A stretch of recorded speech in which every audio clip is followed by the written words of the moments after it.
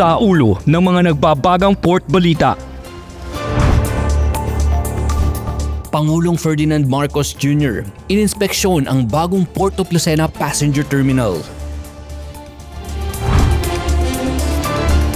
Menor de edad na nag-iisang bumiyahe sa Port of Nasipit, nasagip ng mga port police ng PMO Agusan.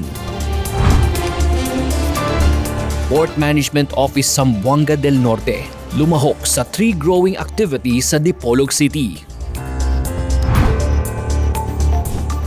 At balikan ang masasayang aktibidad at programa sa nakaraang anibersaryo ng Philippine Ports Authority.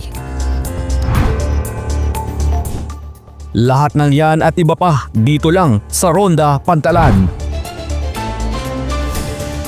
Mas komportable, mas ligtas at mas maayos na biyahe ang naghihintay sa mga pasahero sa Port of Lucena sa pagbubukas ng bagong Passenger Terminal Building o PTB.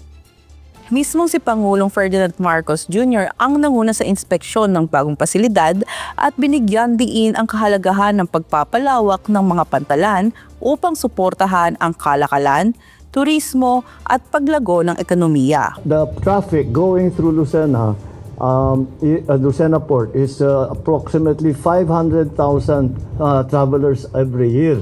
Kaya kailangan talaga i-upgrade na yung ating mga facilities and to make sure that our travelers are safe and that it is convenient at hindi mahirapan. Ayon naman kay Philippine Ports Authority General Manager J. Santiago, pangmatagalang solusyon ang bagong terminal sa patuloy na pagdami ng mga pasahero lalo na tuwing peak travel season.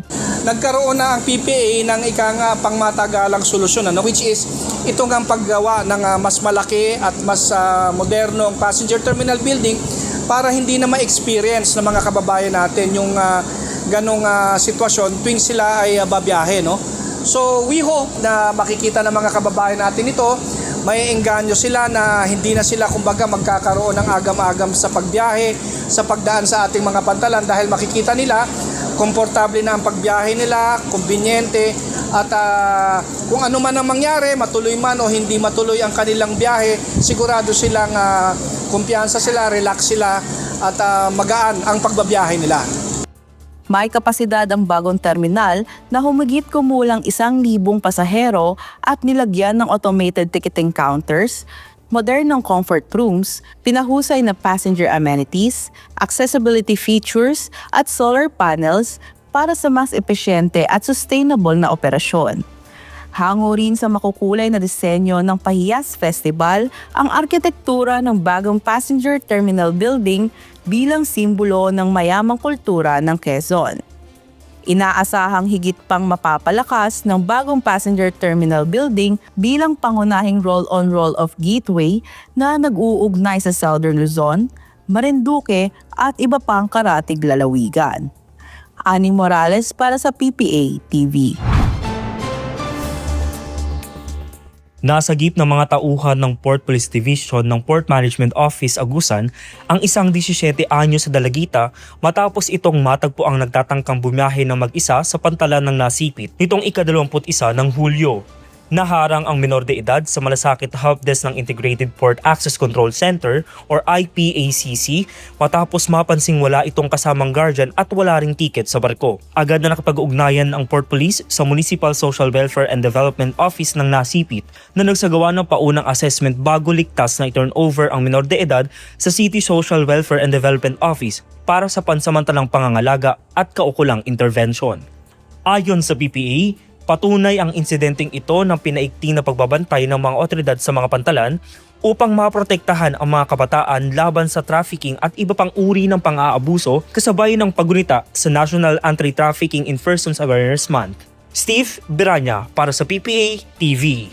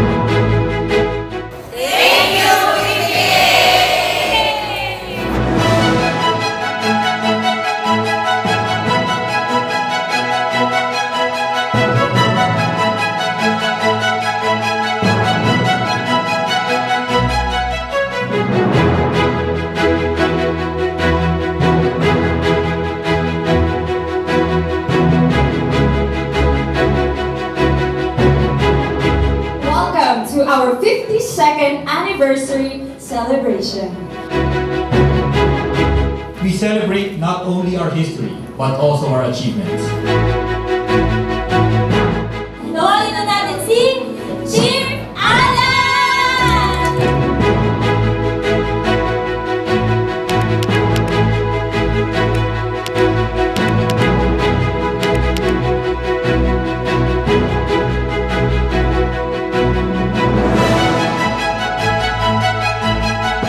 Happy 52nd Anniversary, EPA!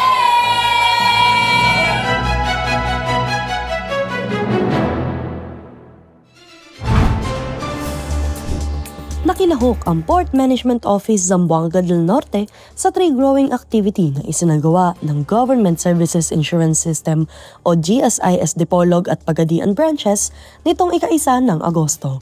Bahagi ito ng patuloy nitong pagsusulong ng pangangalaga sa kalikasan at pagpapanatili ng isang luntiang kapaligiran. Idinaos ang aktibidad sa Cogon Eco Park sa Dipolog City kasama ng iba pang mga ahensya ng pamahalaan at mga organisasyon. Sa pamamagitan ng inisyatibang ito, muling may nagtitibay ng Philippine Ports Authority ang matatag nitong pangako sa pangangalaga ng kalikasan at pagsusulong ng isang mas luntian, mas ligtas at mas napapanatiling kinabukasan para sa susunod na henerasyon. Rica Legista para sa PPA TV.